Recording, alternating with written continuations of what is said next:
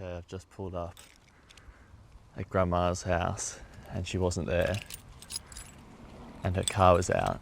So the next option is Kim, and I think I can see, yes, her car is at Kim's with another car that I don't recognise. Let's see. All right. I've never done this before. I don't know if this is quite exciting. Alrighty, skip forward through this.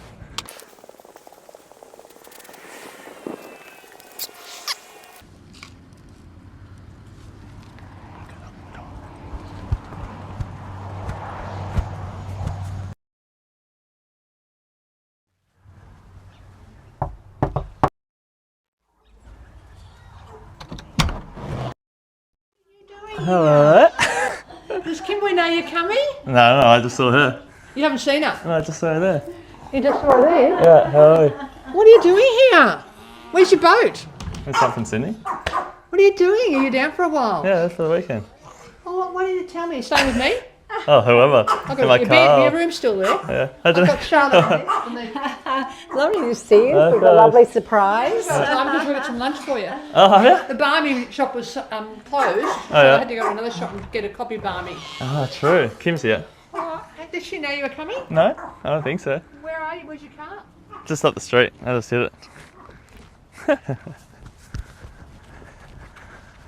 Lol.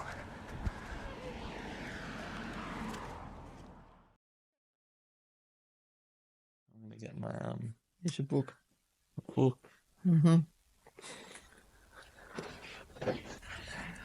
My beanie. You better give me a clue what you're going to start talking about. You better start telling me, Tim.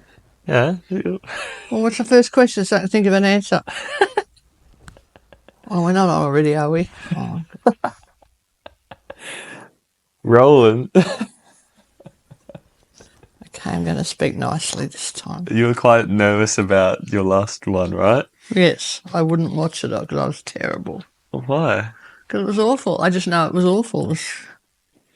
I came across as a crabby old bitch in the beginning, so I didn't want to watch anymore. Well, we got part 3, so we're good to go. I'm wearing my crocheted stuff. What were you just saying about the crocheted stuff you're making, everyone? Well, I've made so many things. I've just started doing it recently, and I've made about 13 beanies, 9 scarves, a blanket for you. I'm just like addicted. Yeah. What do you think it's giving you? Is it like a nice distraction or something to do while you watch? Yeah, because see what I was doing, I watch loads of Netflix, and while I'm watching the TV or movies, I'm still fiddling with my phone, playing games on my phone. Because, you know, females can do more than one thing at a time. So I'm sort of like watching a movie and playing, and I'm thinking, this is a waste of energy, playing games. I could be doing something here. I think I'll start crocheting because I did it about 50 years ago. So I thought I might be able to do something. It's so cool. I started doing it. What did you say about your funeral as well? Oh, because I've made so many, and I'm sort of saying to people, would it be really fun if you all either wore a beanie or a scarf that I'd made to my funeral? That would be really fun. You can notice who has them and who doesn't. Well, you'll be looking at the crowd going, you were friendly, you weren't friendly. Oh, she liked you. Well, you didn't get a scarf. Maybe I shouldn't do that. Maybe that's not a good idea. Oh, it's so funny. Okay, there was one story that you were going to say yesterday, and I quite rudely stopped you because I wanted you to save it for the pod, about some Coles employee. I have no idea what this is. Yeah, okay. So, no. I was in Coles the other day, which I seem to go to every day.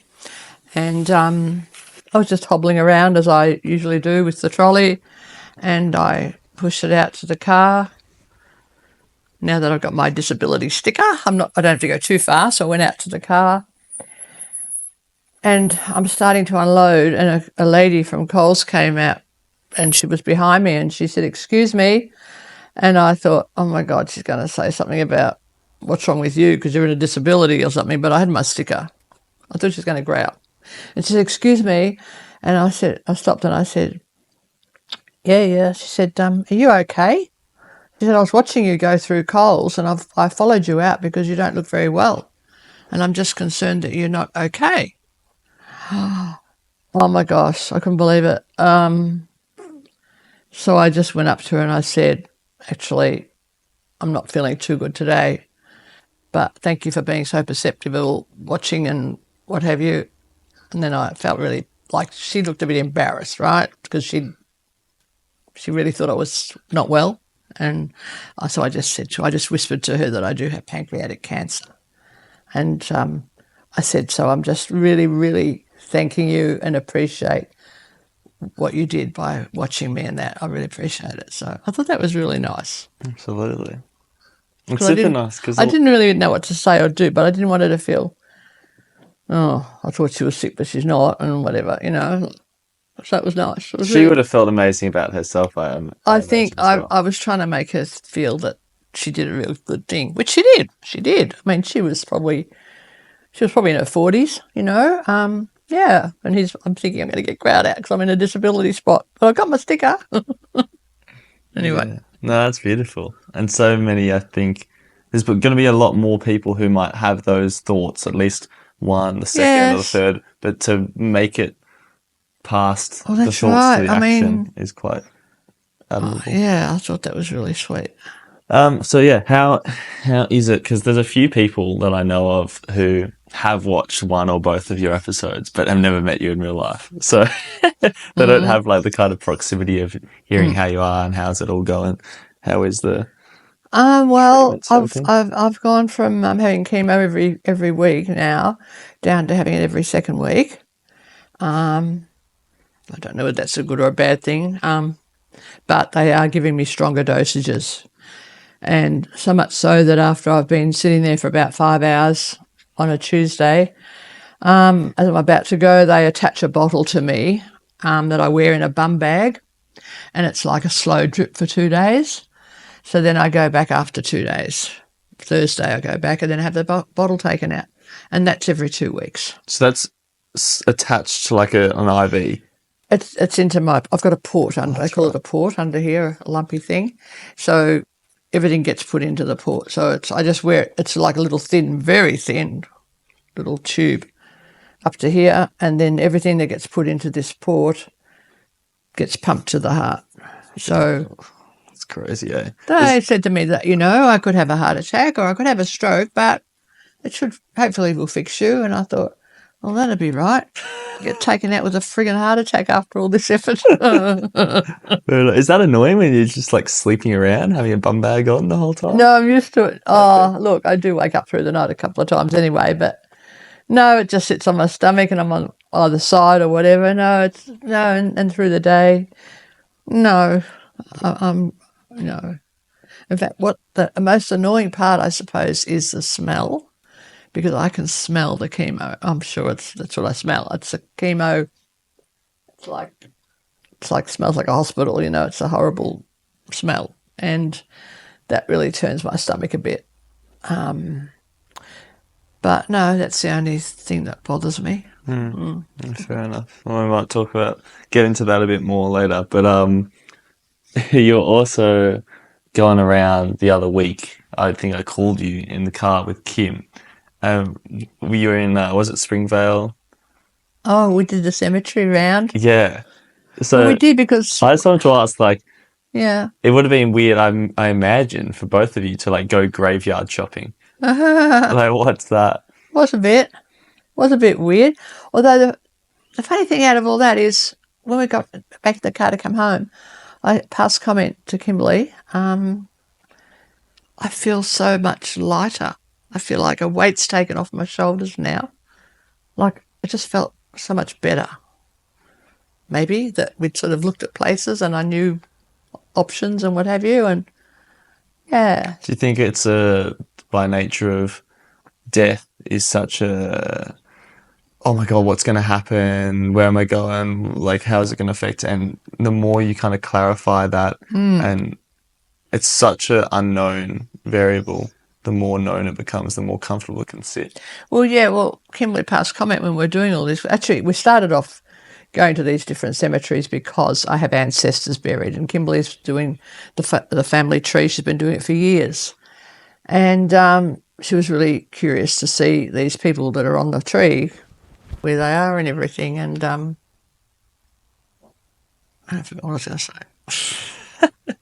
That's why you were visiting, maybe. Chemo brain at times. Yeah. So no, it was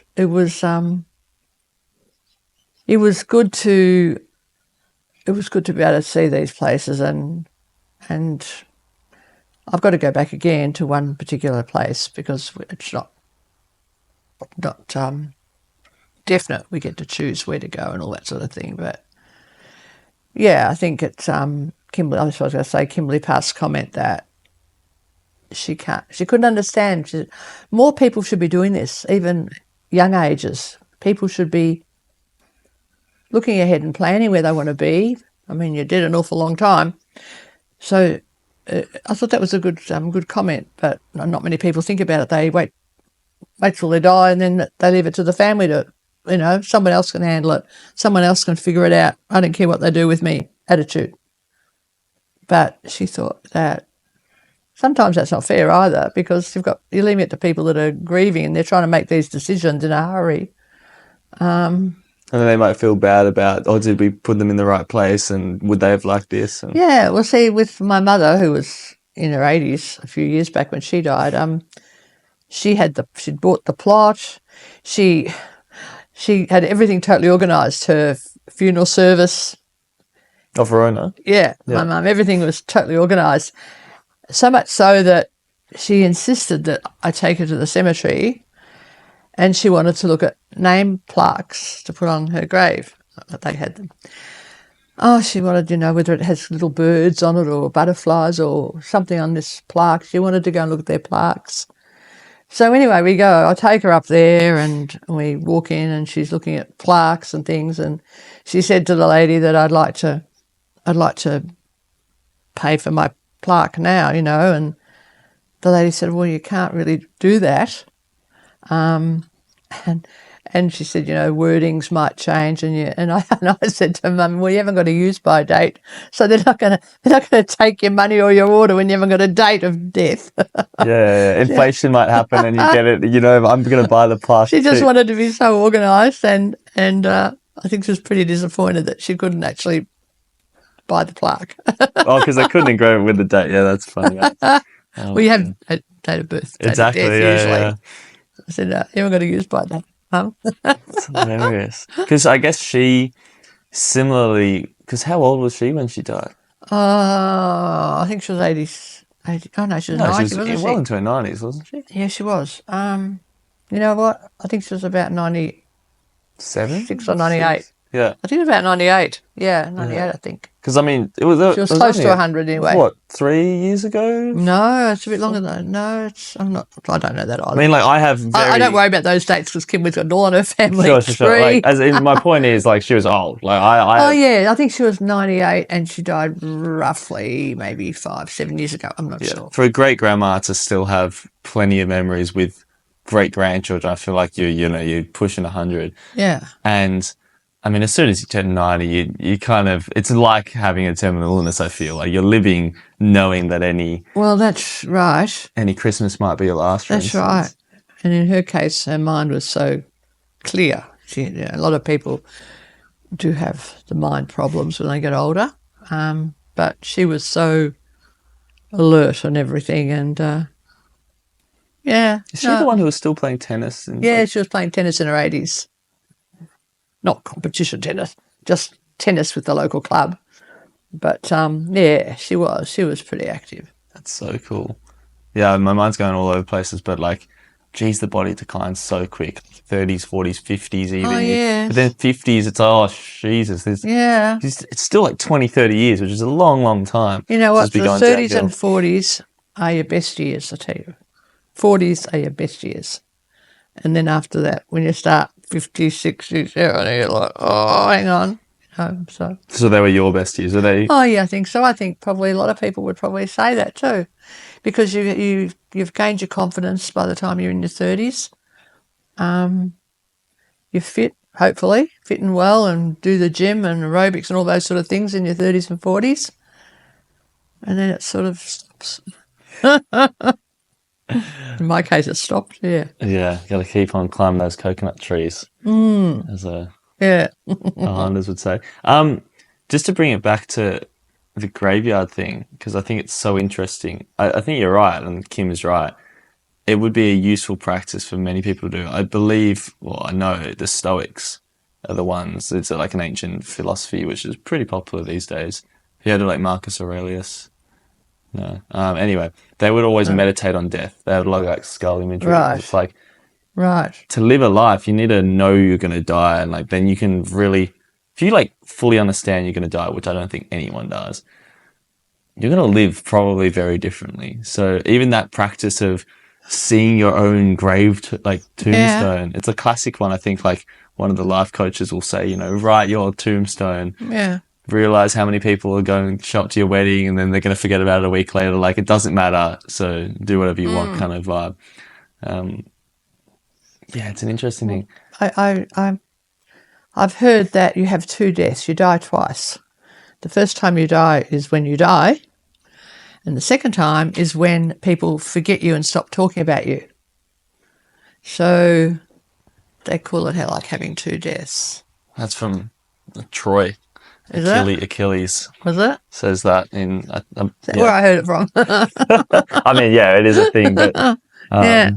it's been around for millennia, that kind of idea of glory. Well, they sought immortality through glory, like Alexander the Great's a good example of... Do you like being rugged up in my crochet? I do. It's nice. Yeah, I'm trying to represent. Even just like, it might be a bit, banal, I think I use that term, but how does it go about? Like, for me and anyone who's young like me, who has no idea of how the death industry and graves even work, like, what are you doing when are you talking to people and they're selling you gravestones? Like, how does it... What am I doing when How does that work? Because I don't know nothing about... Well, when I go to the cemetery office... Yeah, exactly. Well, all cemeteries have got an office somewhere, usually on the property. So we just rang up and made an appointment and went up there, and you see the people and they give you all the information, like a brochure, and because everything's different. There's different prices for everything. Like for what? Sometimes... What is there to buy? Well, if you're going to be cremated, you buy a little plot. I think it takes 2. And then some of them, after 40 years, they go up and scatter you somewhere else. Oh, really? So it's basically up to the family, the next 2nd or 3rd generation, to pay for another 40 years. And they're probably not going to. I mean, so who in our family died 40 years ago? We have no idea. Well, I know. I've got to actually, after looking at the cemeteries, I've got some relations that I need to find out what's going to happen. But that's the thing. Other places, it's eternal. Graves, from my understanding, a grave is eternal. Have a bit of a problem until this civilization, exposing that, wouldn't you? Yeah, until this civilization collapses. Yeah. So, I know. So. And how much does a gravesite cost? Well, I haven't really looked at the prices, but... Because you're essentially talking real estate. Like... Yeah, I know. I think, well, I don't know these days. For a proper grave used to be about $5,000, but it's probably a lot more now. I'm not sure. I don't know. I haven't looked at the prices. I gave that all to Kimberly to read. Fair enough. And I guess you're having to hold... What was this insurance thing you did? I took out a life insurance policy. Yeah. They said I could, so I did. What was it again? Because I was here. This was the last time. Well, I've got to hang on till about next to get my money. So I'm taking this gamble. Oh, that's so funny. So how much does it pay out? 10 grand or something. I think it was about 15,000. Nice. And I just thought that was worth it. Like $50 a week. I think the sums work out that it's, if I can get to March, that's good. Yeah, because I remember calling the guy and it's like, but she is terminal. Yeah, you weren't too sure about I understand, but they knew everything and they took me on. So I guess statistically it must work out the numbers for yeah, them. yeah, The because kind of person who takes out such a policy is the kind of person well, who that's might. right. I mean, usually you're younger and healthier, and you're obviously going to live a long time. So that's going to build up their bank for them, you know. So Fascinating, eh? yeah, it's all interesting and yeah, It is a weird one. I guess when money comes into health, but death especially, because death feels like such a sacred, untouchable part of life. Yet, obviously, there is business surrounding it. But I feel like even the businesses, it's quite. No one's like rolling around in Ferraris saying, "Look at me, I'm the ultimate like funeral director or yeah, whatever." It's just like it's really distasteful, right? Like yeah. it is a That strange would be funny. concept. Yeah, yeah. I've got my like Look how well I'm doing. I've got a couple of Ferraris. right, Yeah, like well, crazy. Okay. I just want to like segue us maybe towards taking your mind back to the past and like old stories and whatnot. But because we're talking so much about death, you mentioned the other day, and I don't know how much detail you put into the story, but that you were first on scene to a car crash way back. yeah, that's right. Can you tell that story? Oh, well, um, it was actually coming down to the island, actually, but I was just driving along the road and about to approach a bend, and cars were coming towards me, and then all of a sudden I could see coming around the bend ahead of me a car coming towards me, but it wasn't on the road. It was flying through the air. What? And I thought, yeah, I don't know what happened. They must have taken the bend too fast. Or anyway, it was about as high. It was about as high off the ground as it could have gone over a car. Like it was maybe 10 or 12 feet off the ground. God. And it was coming towards me, and I'm thinking, oh, gee, wow, look at this. You're on the right side of the road, but you're in the air. Anyway, I thought, oh, I just thought, what's going to happen to this? Anyway, they just sort of landed on the road and bounced around a bit. And so I pulled over, and by now there's a stream of traffic behind me, and a lot of cars were pulling over and stopping. And a lot of people were getting out and just standing at their car, like they weren't going over to these. Had they hit a tree or? No, they didn't seem to hit anything. Lucky, but there were people parked all along the side of the road, getting out and just standing there, like going, oh, because about 40, 50 feet away, just like, oh, looking. And I'm thinking, well, why aren't you running up and helping, or why aren't you doing something? And I thought, well, nobody's running up and helping. So I got out and I'm going up past the cars, and one lady standing next to her four-wheel drive, she was cross because she had to pull off the road because she saw it coming in the air, and she pulled off the road, and now she's bogged. And I'm looking at her thinking, are you kidding me? So I went up to the car and opened the door, and there was this elderly couple sitting there looking absolutely stunned. Well, they're just flowing through the air, so, like on a big dipper thing. And they're just sitting there stunned, and we didn't have mobile phone. I would have thought it was mobile phone era, but I didn't have a phone anyway.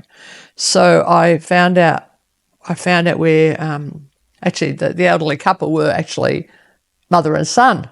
The son was about probably 70, and his mother sitting there next to him. And I found out that they had been visiting a daughter on the island. So I got the address and I just took off and went and got the daughter. But other people were calling, and a helicopter and all that sort of thing was on its So way. they didn't die. I did hear that the lady died after, yeah. Oh, wow. Whether probably it was because of that. She was elderly, like she's probably in her 90s. That was probably more shock. But I did hear, because I know that because the daughter actually brought me some flowers to thank me for being with her. And I said, well, that's okay. That's fine, Oh, so you drove here to the daughter to say go whose back house they had just been driving back from. which was about a half an hour drive by the time I got here. Yeah, but that's okay. So, yeah, then the lady bought flowers and from memory, I think. Yeah, she said she passed. Yeah, Yeah, what? Do you, yeah. do you It's have a while ago now. Yeah, I mean, not to harp on the whole death thing, but like while we're here, it's super interesting. I think like now that if if it doesn't sound too bad, like now that you're facing down the barrel of your own death, and you've been thinking about that for a long time, I feel. But I imagine for most of your life, even though people are dying around you, whether it's strangers, whether it's family members, whether it's grandparents, whatever, is there a difference there? Like, do you have a new respect, appreciation, fear, whatever of it now that it's For about you? life or for death? Both, either. Well, yeah, it's interesting. I feel because I'm living the unknown, but then people say, well, we all are. We all don't know when we're going to die, which is true. Fair enough. Now it's very real, I guess. I feel like, well, I have been told it is happening, you know. So I feel, in a funny sort of way, I feel a lot of freedom. Like I feel like I just want to get out there and do what I want to do now. Like stuff everybody, I'll do what I want to do, you know, because it's my life and I've got long to go attitude. So you sort of think, well, what can I do? But, you know, then I've had people. Crochet, yeah.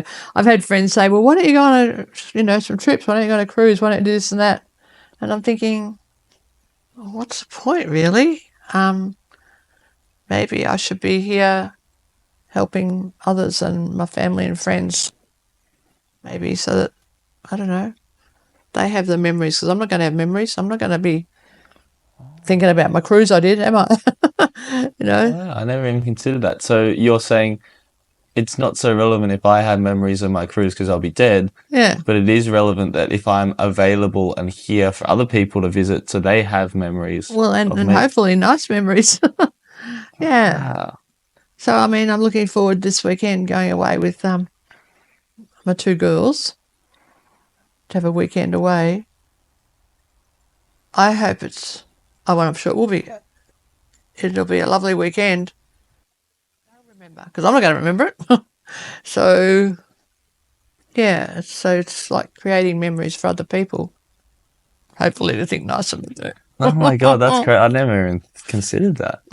So saying to me, you know, is there anything you really want to do? Like, which I've had people say, is there anything you really want to do? Like, do you want to go skydiving, or is there something you really, really want to do? Well, what's the point? No, I can't think of anything I really, really want to do. I just like feeling relaxed and happy on a sunny day. Do you think that you're socially you're kind of on your best behaviour then because you're trying to Yeah, I think I'm trying to be leave a good last impression? I'm trying to speak nicely too. When you look back at these podcasts, I'm not very good. So yeah, I'm trying to create good memories. For I mean, others. there's people that will say, "Oh, too late. We know what she's really like." I don't care. I don't care about those people. Yeah, wow. Got to get rid of all the shit in your life and just sort of feel happy. So I try and be really happy now. I think I've turned a little bit of a corner where I don't want to be down and depressed. I just want to be happy because it makes other people happy too. Were you down and depressed before, like in this journey? Yeah, I have been a few times. Yeah, a few times. Because I always see you when I'm with you, and I mean, I'm not saying I'm the best, but like, you know, you rarely have people living in the house. It's probably a bit of at least socially, a bit of a highlight. Are you willing to reveal how kind of house feels and how you feel when it's empty? Because days and weeks where there's no well, one. you're going to go today, so that's going to be like, I'll just probably sit here for a few hours thinking.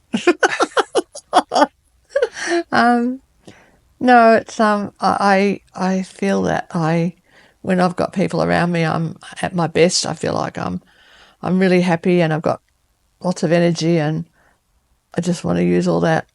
And I love having people around me. Yeah, I always have.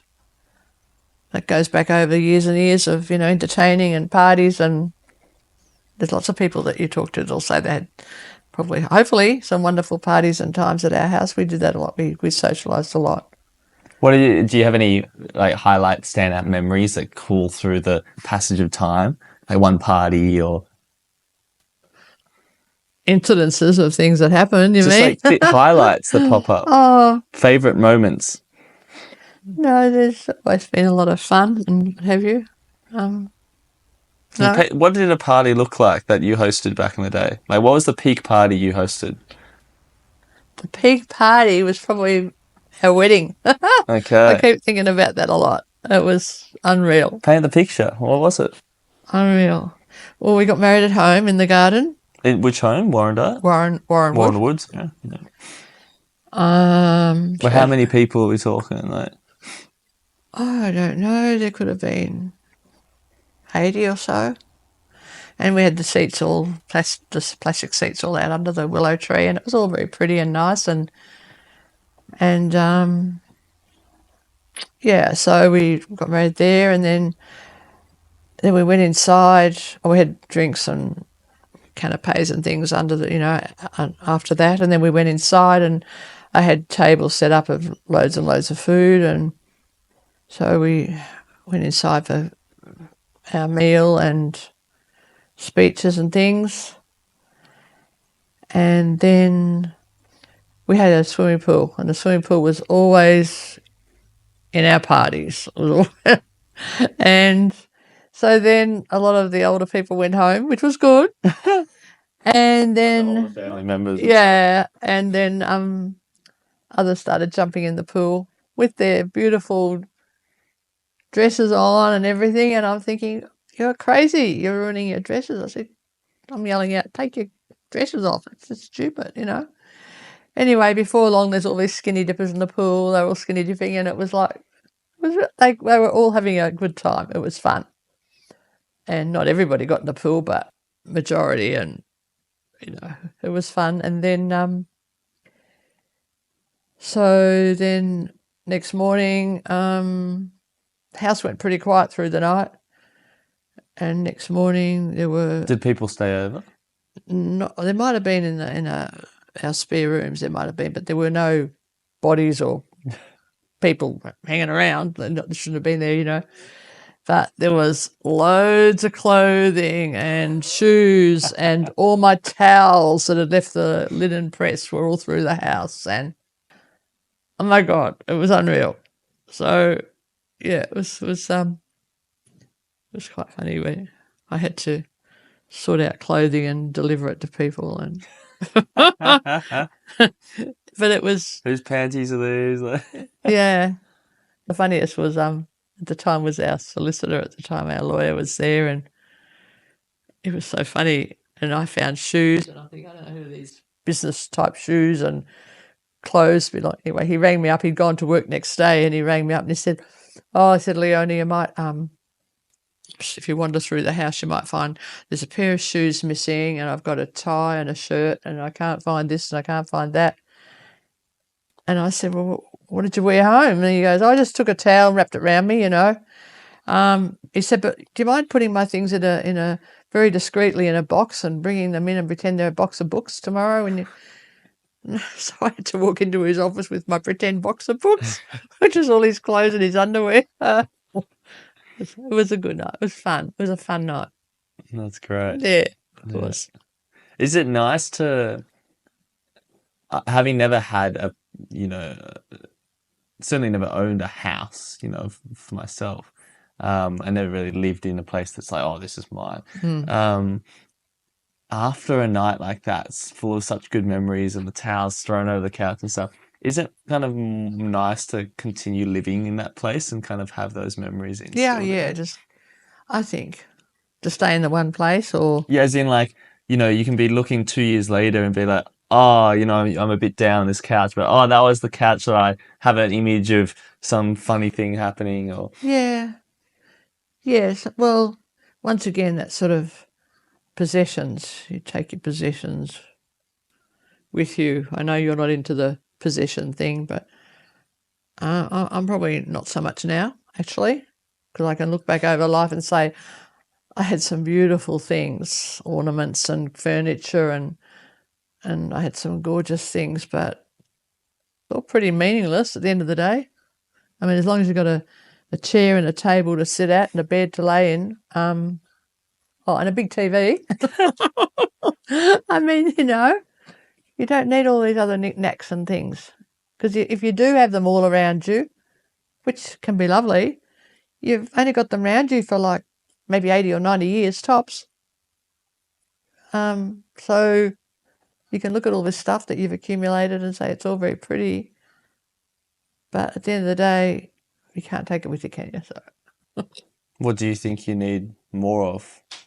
If you think about all the time, energy, money that you spent on collecting possessions, is there a direction you would have rather invested that in, whether it be holidays or friendships or whatever? Like, No, because I didn't really. I mean, I had some lovely things, and you liked them at but the I time. didn't go over the top. I didn't have a dozen of everything. Like I didn't go over the top. I just had nice things that I needed or use. I pretty much used everything that I have or had. And now it's all in a storage shed because I don't want to part with it, do I? No. My few items. It's all good. Yeah. Now that'll be somebody else's problem to sort out. Who wants crystal vases or crystal. chandeliers or There's never been a more. I wonder if my generation or even my parents' generation, when they grow old and become grandparents, whether they'll also be into crystal. Like, what is it about crystal? Was that? Do you remember your grandparents? Did they have crystal? Yeah, they did, but that back then it was a different quality as well, and they also had lots of coloured glass. So they'd have little bowls, and that would be tainted in orange or coloured glass. That's right. They do love that, like the 1920s, like the swings. Or green glass, or it was. Is that just because it was hard to do? Because now, like, you go into Kmart and you can get everything like that looks the same for like $1. Yeah, I know. Well, it's probably quality, I guess. For sure. And the antiqueness of it. I don't know. It was probably a fad that everybody. I mean, in the early 70s when I first got married, I mean, to give or receive crystal was like, wow, that's really, really special. And what do you do with the crystal? Oh, I had bowls that I would make.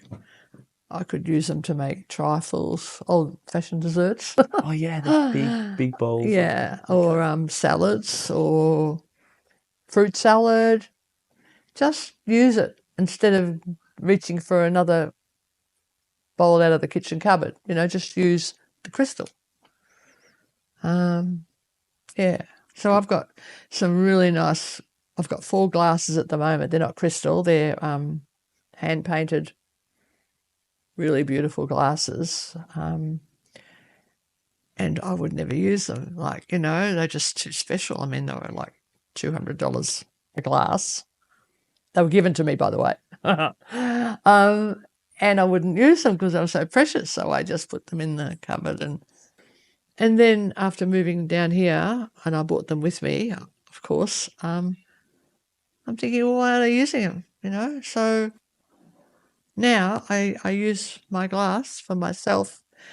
Overnight, I pour my wine into this special glass and it makes me feel real good. And I'm thinking, why didn't I do this 10 years ago? Like, why did I just keep it in the cupboard to look at it? So you've got to use things. You've got to enjoy them. Especially if you had 4 of them. Hey? Especially if you had 4 Yeah, of them. well, yeah. Oh, that's good. Yeah. Do you, speaking of grandparents, like, do you have many memories of your own grandparents? So what was going on in that generation? Because Yeah, I do. I'm thinking of recording this now, right?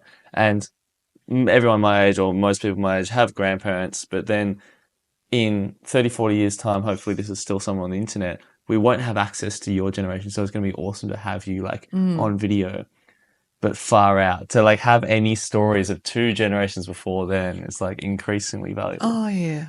I think it's lovely I've always thought it's really lovely to talk to old or elderly people and get them to talk about their past or their childhood. It's so interesting. Do you remember any chats or interviews or what? I imagine you didn't sit down and record it for 2 hours, but like, do you remember any stories that they would tell about their times? Well, yeah. Well, one lot of grandparents, they were dairy farmers, so that was always interesting. And if I went and stayed with them, I'd be up at 4 o'clock in the morning as a little kid, watching what was going on in the dairy shed. So What was going on? milking the cows. By How they? hand? Yes. Oh no, they actually back then they did have the little machine, but it was all done separately. Okay. You had to go from cow to cow and clean it up and fix it up, and yeah. So I used to love being involved in that and hearing stories about all that. Yeah, just things like, in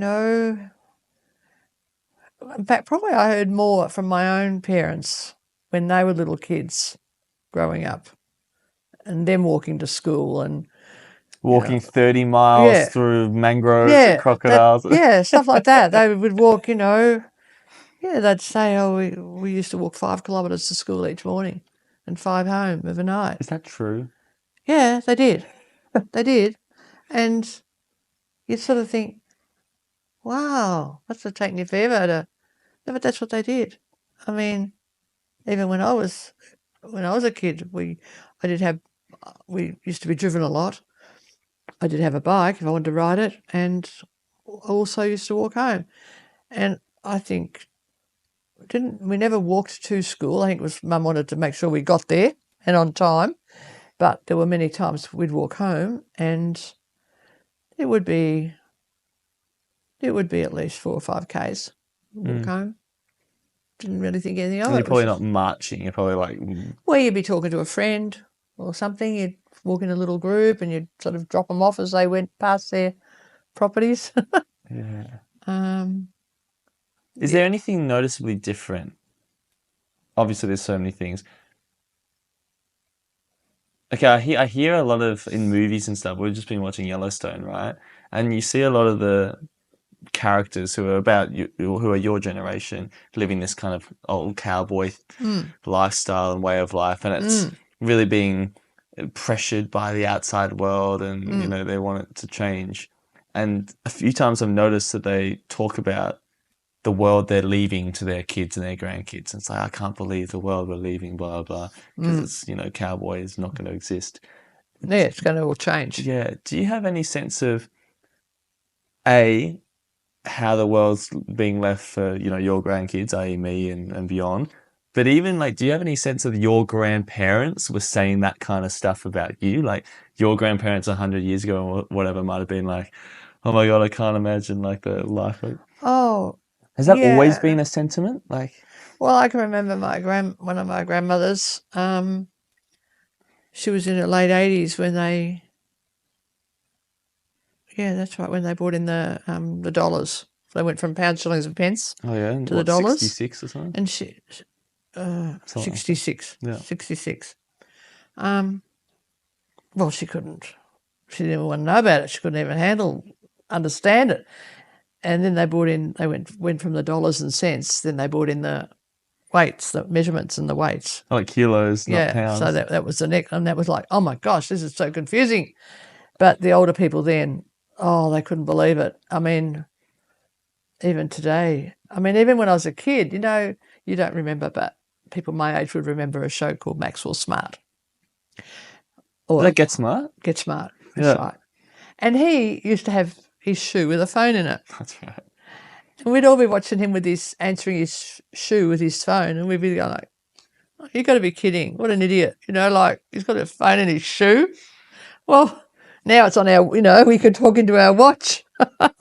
So it's just amazing how that all happened. And but there's a lot of, my elderly past relations would probably be absolutely amazed that we have all these things now.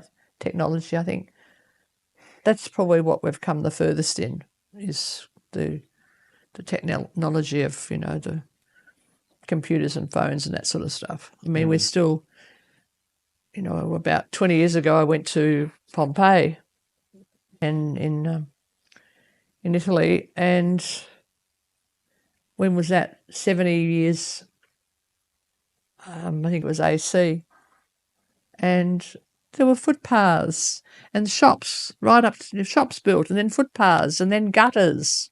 There are even lights along the edge in the ground on the edge of the footpaths. And then you go and see their toilet system, how that all worked with the toilet seats and the pipes and everything. And you're looking at all this and you think, we haven't really progressed much at all. It's 2,000 years. we still have shops on footpaths and gutters and roads, and our toilet system still has the pipes like this running out to wherever. So really nothing much has changed. Just technology is what I see. Well, yeah, it does make sense, doesn't it? Because our biology, the meat of our bones and our bloody digestive system and stuff hasn't really changed, but our mind and our like hive mind almost, because our individual minds probably haven't even changed that much. You still see the same kind of graffiti of, Quintus is gay, like graffiti, like stuff like that. On the individual level, we're probably the same as an average Roman, but on this like community hive mind, where back then you could have united a few hundred, maybe at most a few million in the Roman Empire minds together under one banner. Now it's like billions of minds through the internet and whatnot, or through big countries and nation states, all kind of push to the same thing, the ultra specialization that comes out of that. That might be a bit too, meta, but okay, one question I have when you talk about old generations and things like walking 5 kilometers to school and whatnot. There's two parts of you, because let's take like the current house cost of living crisis, and like everyone talks about, oh, it's so expensive and young people are never going to be able to buy a house and blah, blah, blah. But it's quite clear to me, at least, that if you compare yourself on relative terms, like maybe your generation could have had just a man working a pretty normal job as like a cop, let's say. And, they have normal things. They buy normal groceries. They have a normal car, and they can buy a house. When nowadays, that's not the case. If you have the normal things and you're a cop, and it's only the guy being the cop, and you want to live in a normal house and you want to buy normal groceries, you just can't do that.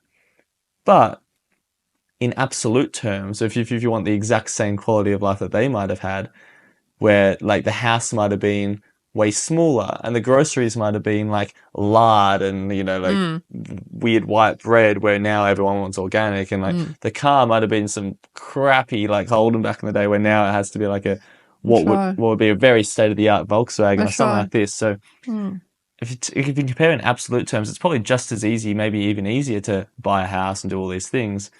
But our standard has increased so much. It has.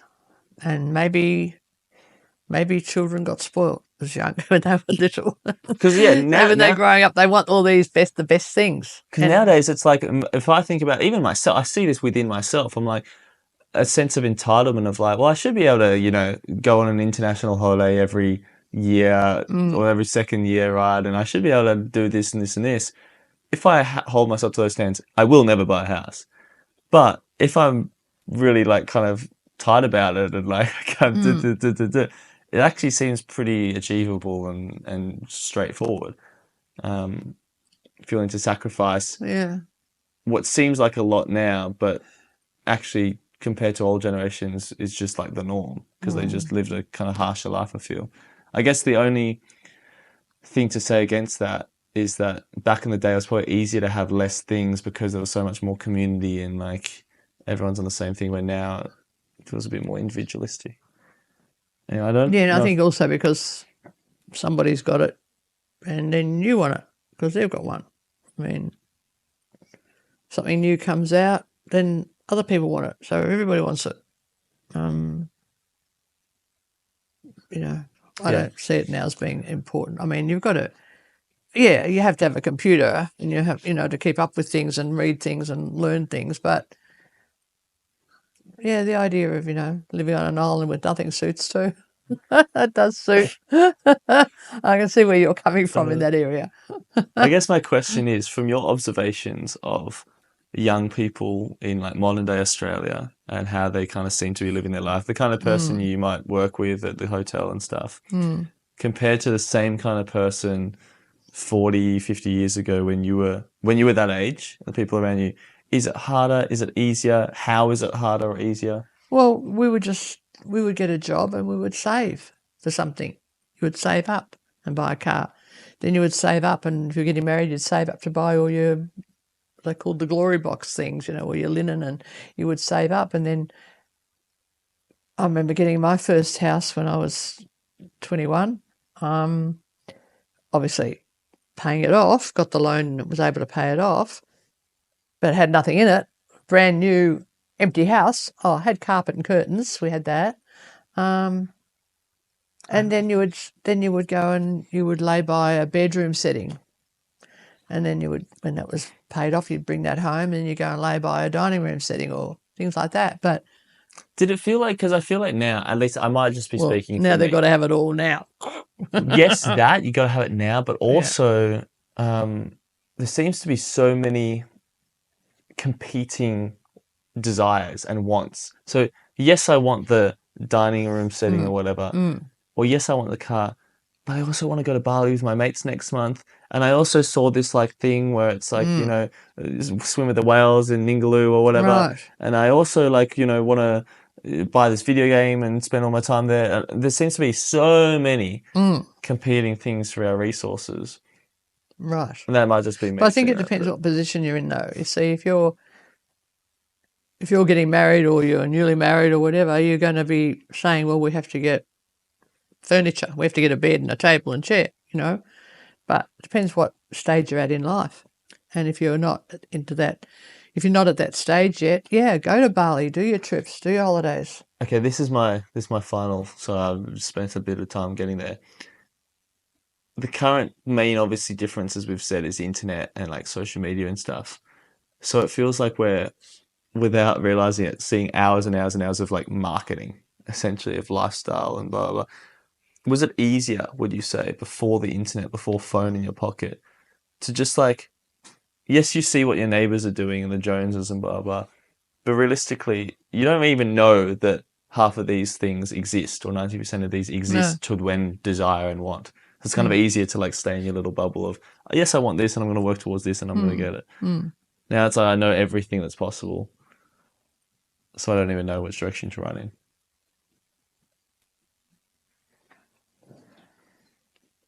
Can you cut it a minute? Yeah. You can cut it here because I don't know what you said. Oh, that's okay. Yeah. I don't understand what you mean. I think I'm not So even cut all this. Yeah, I'm not even asking a question. I'm just rambling. Okay, I didn't know what you. No, I didn't know no, what no. you want me to say. No, you don't need to say anything. Cut all this. I don't want to cut it anymore. It's funny. Dumb. I don't want to be dumb. That's just me getting all like trying to understand what's going on.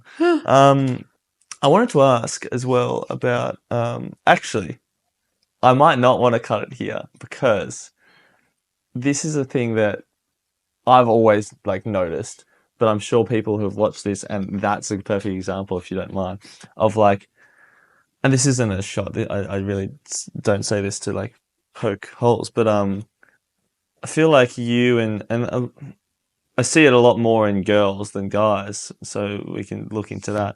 But a kind of storyline of, I'm a bit dumb, or like, there's a bit of a self-consciousness about intelligence. With me? With you, but it's not just a you thing. It's like, I think it's almost it's like a traditional woman thing.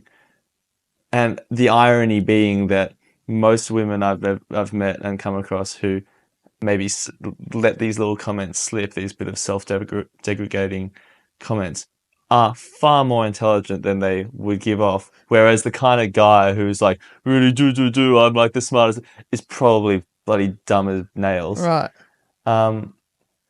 Is that... That's probably the females don't want to be seen as dumb. I don't want to be seen as dumb.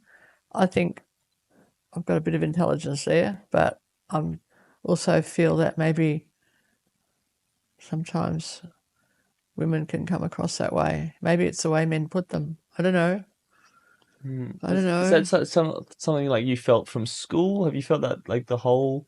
Do you know what I'm getting at? Like those little comments you might say, put yourself down a bit, like Yeah, well, I mean, I've got comments like that all my life, but from others or from yourself. um,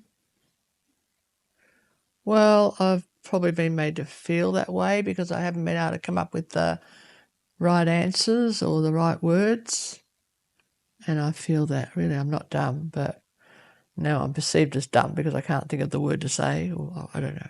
It's almost like I should get ahead of this, and without showing myself as I don't have the right word, and then they think and they call me dumb. It's like if Yeah, I call it out, like, oh, look at me, I didn't have the right word, I'm so dumb. yeah, yeah. It like protects you a bit. Yeah, I had, because I basically had blonde hair all my life or light coloured hair, and I mean, people always call me Blondie to start with, but you sort of think, oh, she's blonde. You get those blonde jokes, oh, she's blonde. But I've actually had people say to me, you're not really dumb, are you putting it on or not? I reckon you're putting it on. They'll say things like that to me. Mm. And they say, why are you doing that? Why do you put it on? I don't know why. I just want to be one of the crowd. Maybe we're all dumb. We're all dumb where I come from. Oh dear.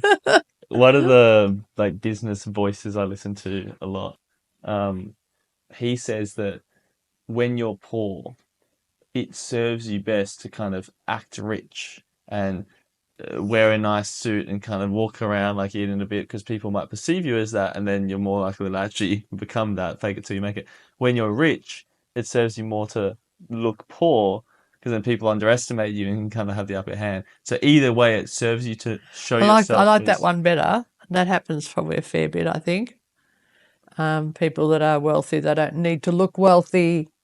exactly, They're wealthy. They know it. They don't have to look it. They can wear muddy old clothes and boots and go to the op shop. They don't care exactly. because they're at peace. They know what they're about. Do you think that there's a similar thing going on with intelligence? Like if someone's not too intelligent, or at least self-consciousness about their intelligence, they're gonna use big fancy words and try to confuse people. Oh, And I think you can pick those people anyway. yeah, And sometimes I feel like saying, "What does that mean?" They probably don't know the answer. They just use these words. yeah, I think you can sort of see the big noting people. We used to say the big noting, or a lot of other descriptions. But yeah, yeah. It's a fascinating one. it is. It It is. And it's we used to have. I can remember we had some clients that were very very wealthy, and I remember one guy. We used to have to say to the staff, please treat him with respect, even though he comes in with muddy boots, leaves mud all over the carpet. You look out the window and you can see his old Holden with different coloured door panels. Just treat him with a little bit of respect because he's probably, one of our wealthiest clients, and we need to look after them as well. And I think that's what people do. They have this perception of like, well, he looks like a vagabond, so he's not important, we'll just whatever. But everybody's important. You can't ever judge books by their cover. So everybody's really important in that respect. But a lot of people, they sort of sum it up real quick. They'll look at you and sum it up. did you always have that? Do you think did that come from parents or growing up, or did you have to learn that through life lessons and failing and judging people and missing out on Oh, I clients? think I learned it. I think I learned it with how people are, how they speak to you, and how they treat you. You go, oh, he's really a nice person. I feel like I have a weird, distant memory of you being like coming home or something, and you've been chatting to some dude with face tattoos or something, and be like, "He's the nicest person." Like that's the classic, right? Like Like he's some really nice. mean, like criminal-looking dude with face tattoos, Oh and yeah, but he's really they're really nice. nice. Yeah, Oh yeah, that's right. I've always found it's interesting. Those sort of guys are really sweet, really kind, and will do anything for you. And I've come across a few of that Hmm. situation. maybe they want to be wanted as well. Everybody wants to be wanted. So, Yeah, very true. yeah. Nice. What do I have next? Well, I don't know. We'll look at that. Maybe I'll keep that little bit in because it gives good context to that question. Oh. Have we nearly finished? Oh, wait, I've got a few more questions. Oh, okay. I want to keep thinking about your life, but also in like the positive aspect, especially because we start so much about death and blah blah blah, which I think is interesting. But I want to give it some light. Anyway, I yap and ramble. There's one thing that I keep on meaning to ask. The last two podcasts, I've had it in my notes. I don't think we ever talked about it, but I've heard you talk about it heaps. But the Beatles, way back, was that another highlight of your life? Because I feel Going like, to the Beatles concert. Yeah, Yeah, yeah. it was.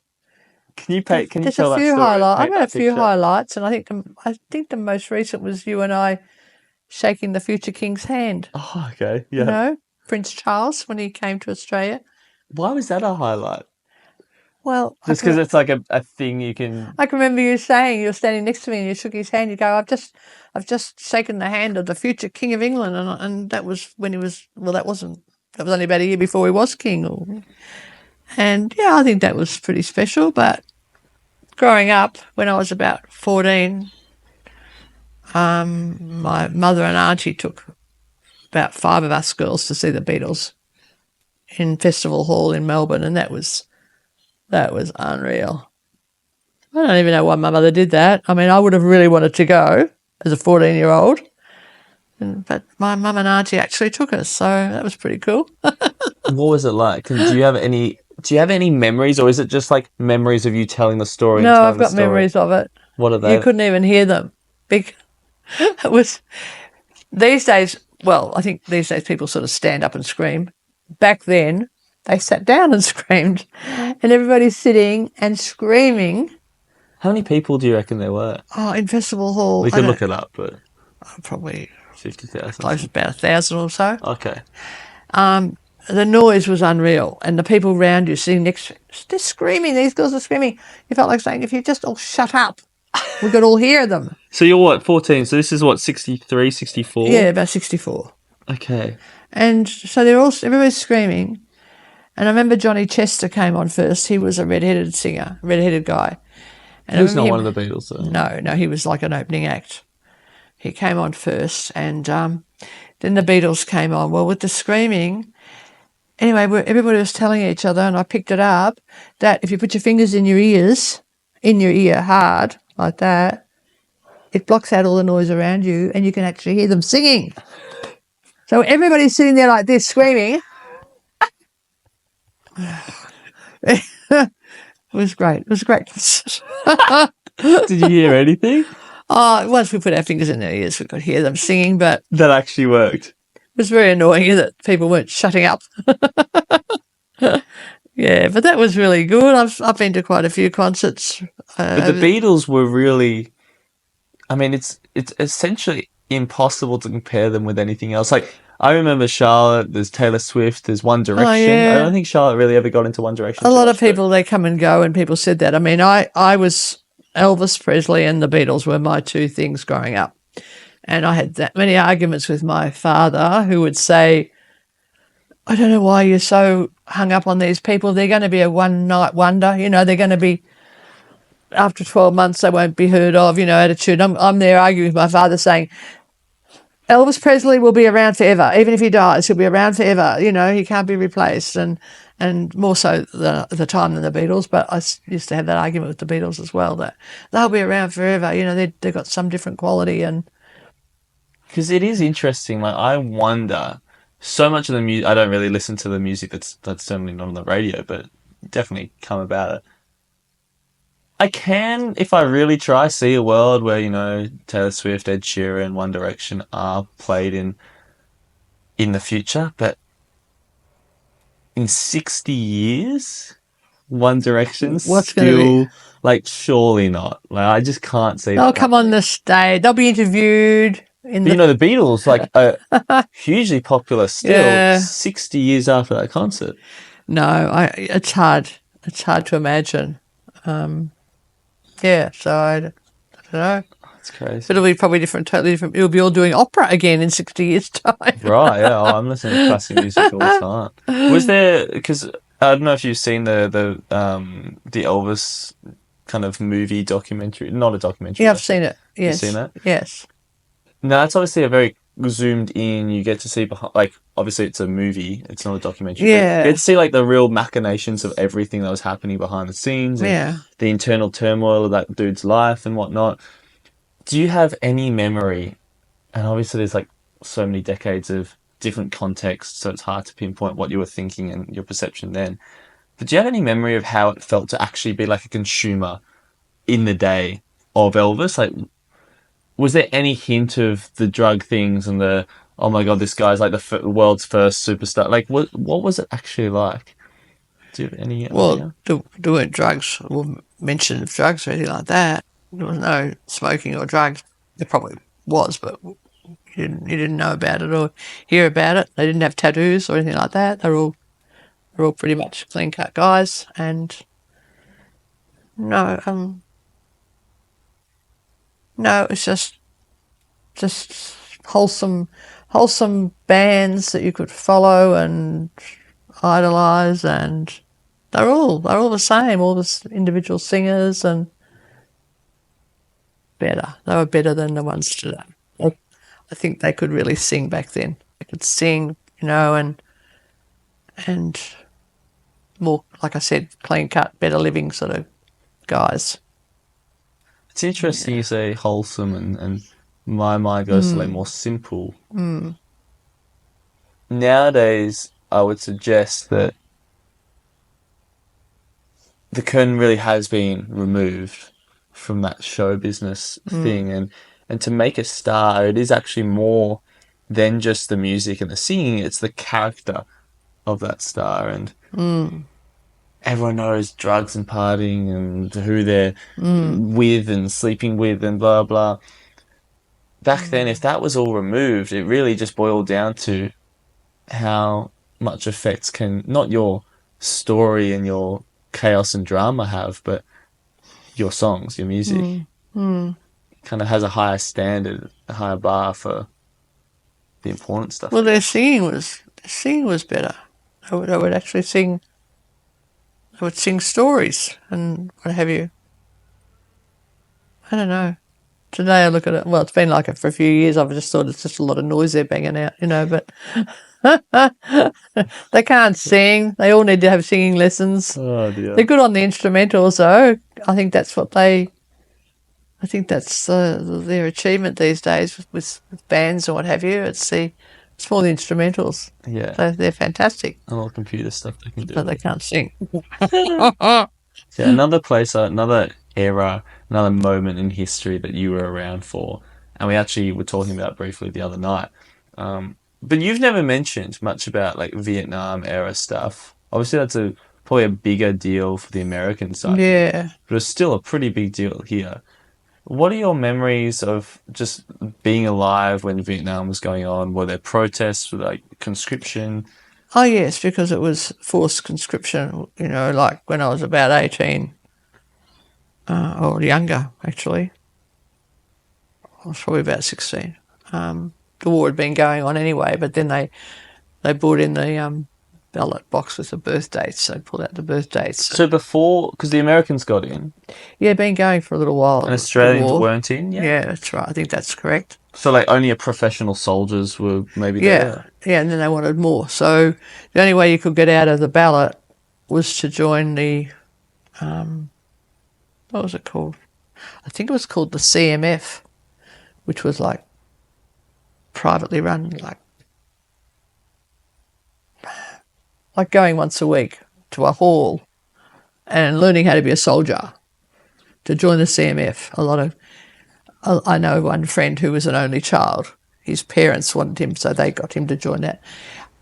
I don't understand much of the differences because you're still learning about war, but you don't get conscripted if you join the CMF. It's a volunteer thing. National defence rather than... Yeah. So a few people did that, which was sort of looked upon as pretty pathetic and weak to do that, but fair enough. If you're the only child, I can understand parents not wanting them to go to war. And then they were conscripted with their birth dates in the ballot box, and So what does that look like? Is that on TV? there were little wooden balls, and they'd pull out birth dates. It was like a When? Where? How would you see that? I don't know where I saw it. Maybe they did it in Canberra or somewhere. Like on the news. Must have been. Must have been because I've actually seen them do it. They pull out the numbers of the birth dates, and the poor kids would be sweating on it. They go, no, or whatever. And then they'd have to go off, I think, for 3 years or something to serve. Do you have any? Did you have know people that did that? Yeah, I not close friends, but I did know 2 guys. And of course they came back totally screwed up. They couldn't hold their marriages down, and they couldn't be good dads. They ended up being by themselves. It affected so many people. It was really bad. So, Is that a thing that you personally felt like I want to kind of be blind to this, or no, I was interested and fascinated, and we, Australians and the Americans, sent over lots of entertainment. All our singers and bands and what have you would go over to Vietnam and entertain the troops.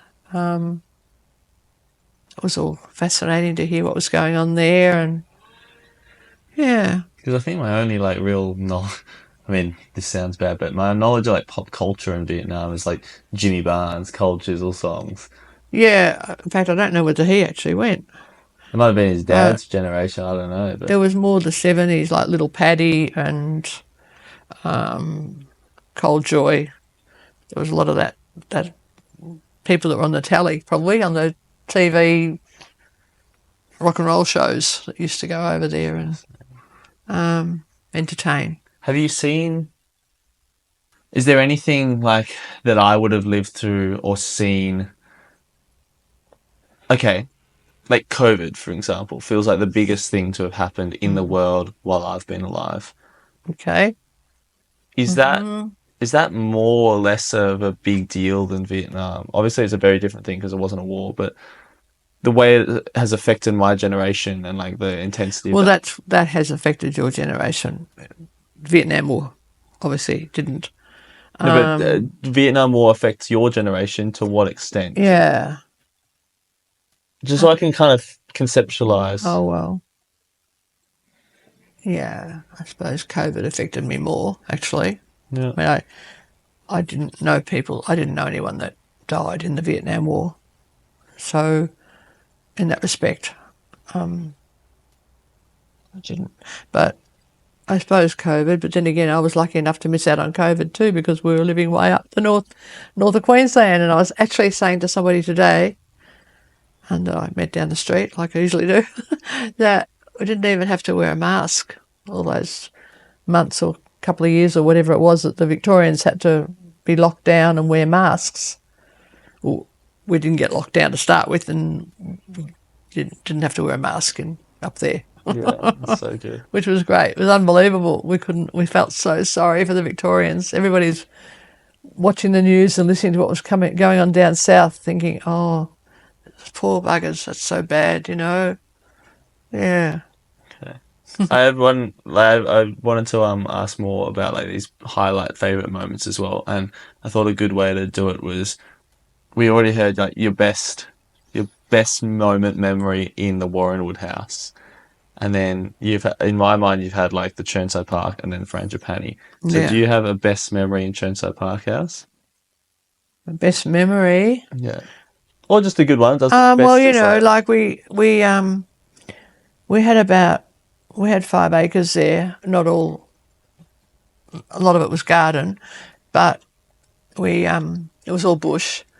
So when we got there, we actually pulled out all the trees. Oh, was it bush? Yeah, it wasn't thick bush, but there was a lot of gum trees, And if you ask your father, he'll tell you that Grandpa had these big metal cables attached to the tractor. Hang on, pulling out gum trees is no joke though. Like No, it was huge. Bloody huge. It was. So they had these big tree pullers and metal cables like this that ran from around the tree and up to the tractor, and Oh, it was big. It was, and then they have to use this thing, tighten the cable. It was a whole lot of carry on. And I used to be so scared that the chain or the cable would break. But anyway, we got rid of all that, and then we planted over 400 lemon trees. And we did that beautifully with a drip system and lawns. It was all lawn. I used to mow all the lawns of 4 acres between the trees, and I enjoyed that. I loved that. I love being on that property.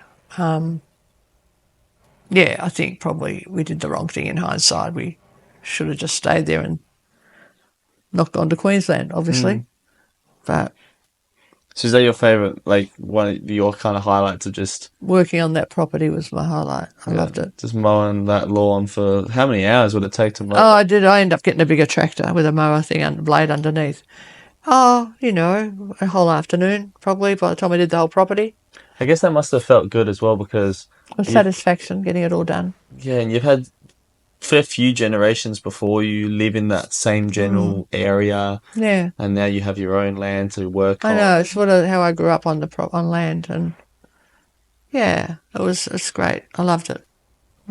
Interesting. And what about Frangipani? That's like in my head, the Well, I loved doing the bed and breakfast there as well. So that was a whole different change of that's lifestyle. so different to like a agricultural. Yeah, I know. It lifestyle. was, but it was something that I'd done. Like I'd entertained, I'd had parties and cooked, and so having people come and stay was just something that I'd always basically done.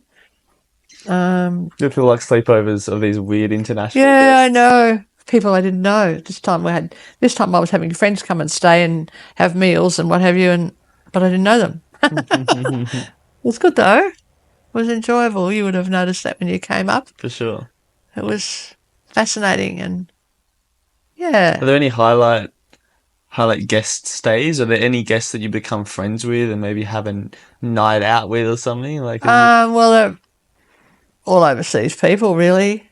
And I'm probably still got about a dozen now friends on Facebook that wanted to be friendly when they were over here. So I've kept in touch. I mean, one couple came, they were on their honeymoon from Guam. Guam. Guam. He was a soldier then. No, a doctor. Oh wow, in the military. American doctor. Surely. I'm not sure. Guam is just one big military base. Yeah, At least my okay. So he's understanding. He's an American doctor, Yeah. married to would she be Filipino, I suppose? That's very close to Guam. Yeah. Yeah. Anyway, they're just on their honeymoon, and now their 2 boys got married, and their 2 boys are around about, I don't know, 14 and 12. So I'm still friends on Facebook with her. No. There's a few people like that. There's Lady Mayor in Devon in England. What a mayor of some Mayor, place in like a Devon. mayoress, but a mayor, like a man, Oh, like like the a wife mayor. of a mayor. like a councillor, mayor. Okay. Yeah. So she's friendly with me. I've got a few friends that are still.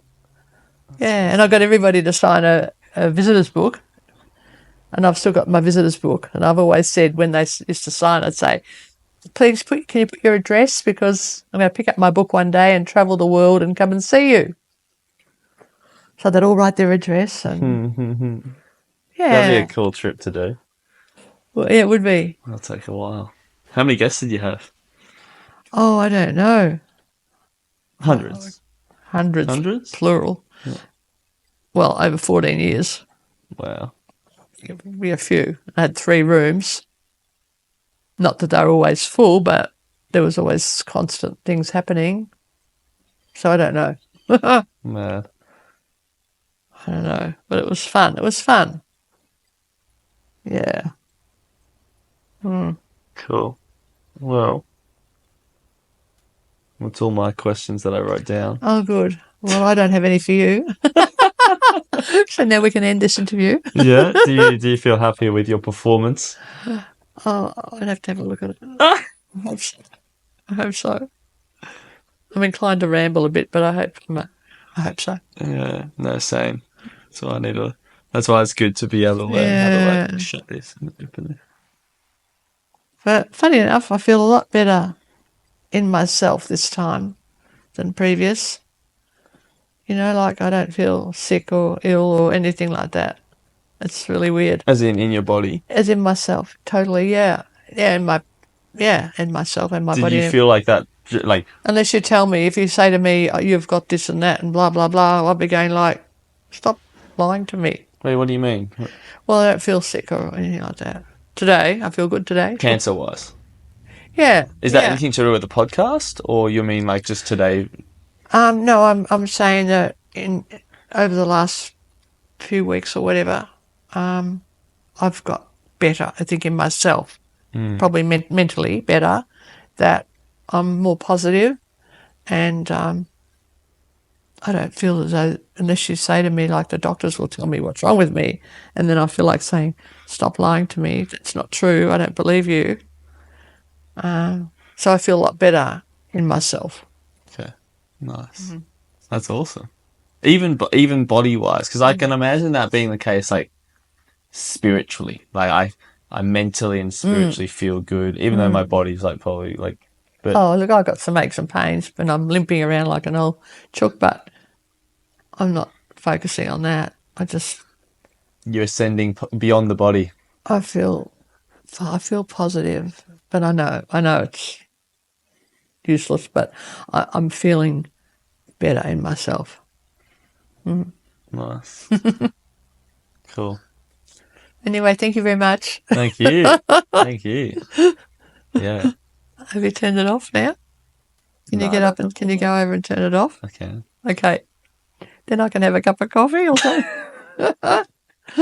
I'm capturing more of these little awkward moments. It's quite fun. All right.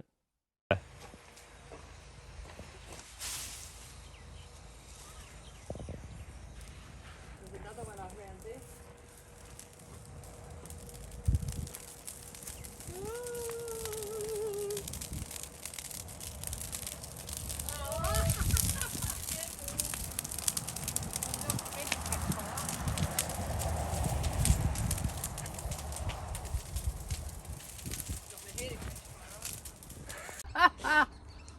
What did you do to yours? Break it in half? I scored it. Yeah, I've only got half of one because I'm going to fail the first one. Oh dear. You're going to sit on the... I know, but I think I'm going to get too hot down there. Well, then bring it. I can bring a cigarette. Shit. You know when it's catch fire? Oh, You just want to hold it above as it cooks like that, you know? I'm getting face burn.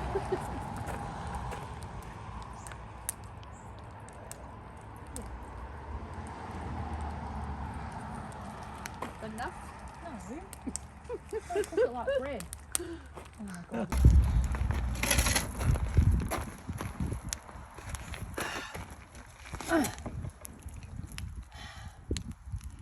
We used to do this with crumpets and pieces of toast in the open fire at home Yeah. when we were little. Marshmallows. Yeah, but mostly toast. That's such a different flavour. Oh, I just lost the end of yours.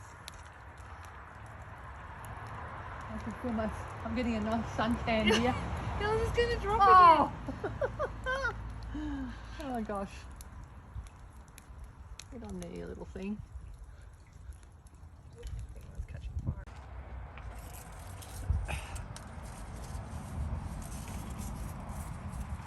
This is going to be lemongrass infused damper.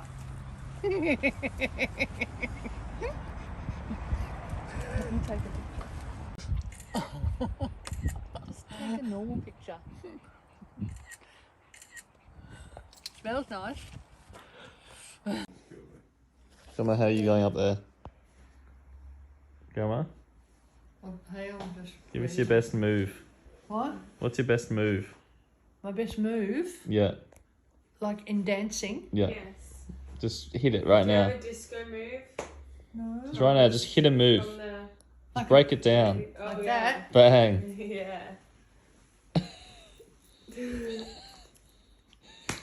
Did you have any... Did you go to 80s discos? Yes. What were they like? What was 80s disco like? What You you doing? should do another move. When you did all that sort of dancing stuff. Go Go again. like this. And you do the... They all had names. Harlem Shake. They all had these names like swimming and whatever. Your feet, they all had these names. So. That's great.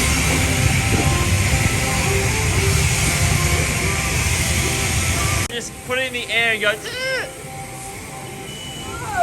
Go, go, go, go, go.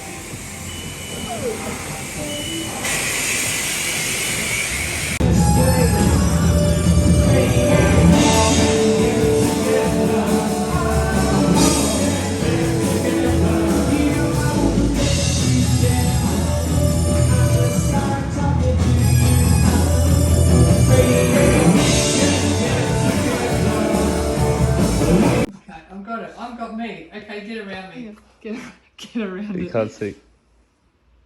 Put your fingers down, okay?